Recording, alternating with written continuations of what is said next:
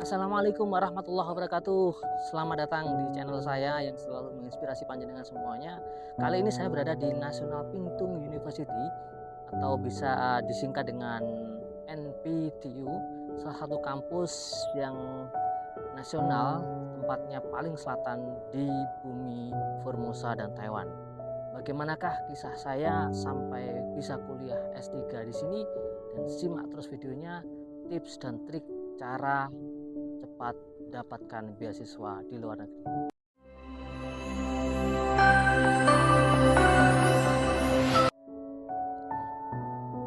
Tips yang pertama adalah Anda harus punya mimpi.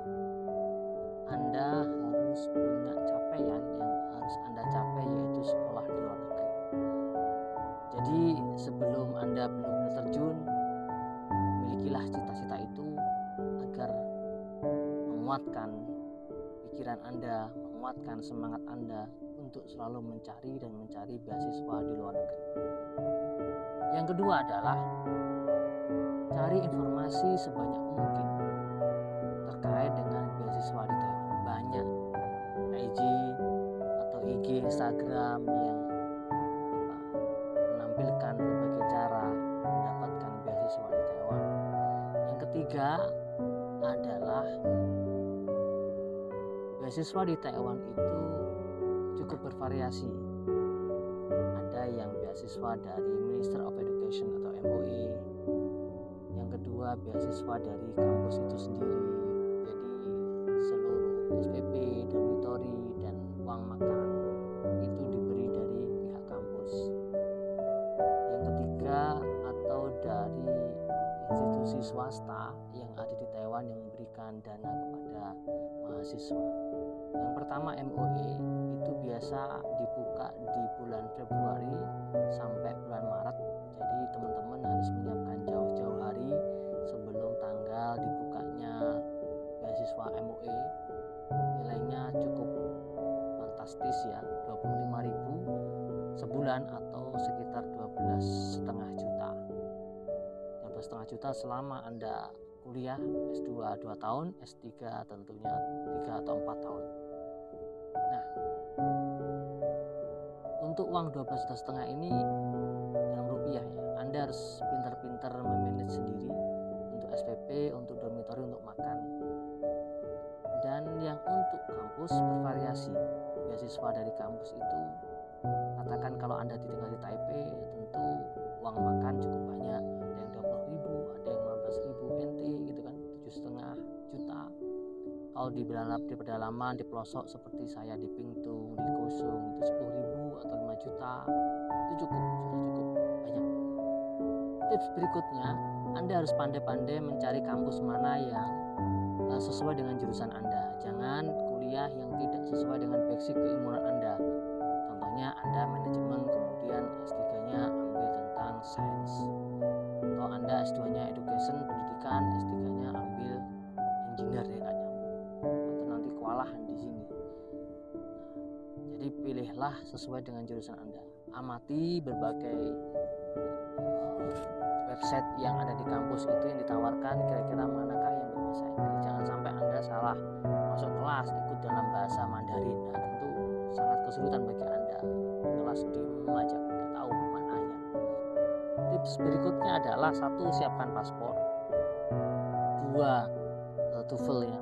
TOEFL-nya harus yang standar internasional, IPT itu atau IELTS.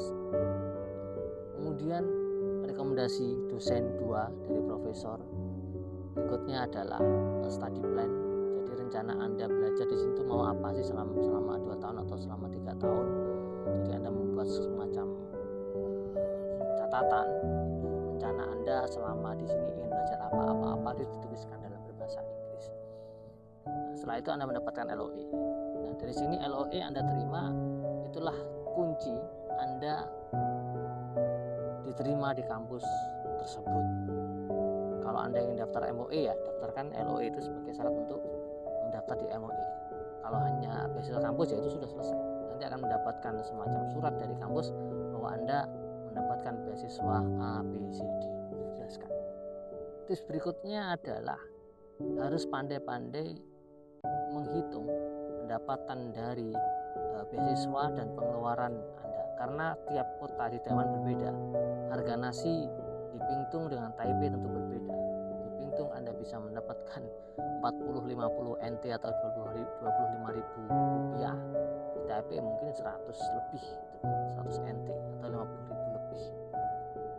Jadi itu yang jadi pertimbangan kenapa Anda harus kampus A, kampus B.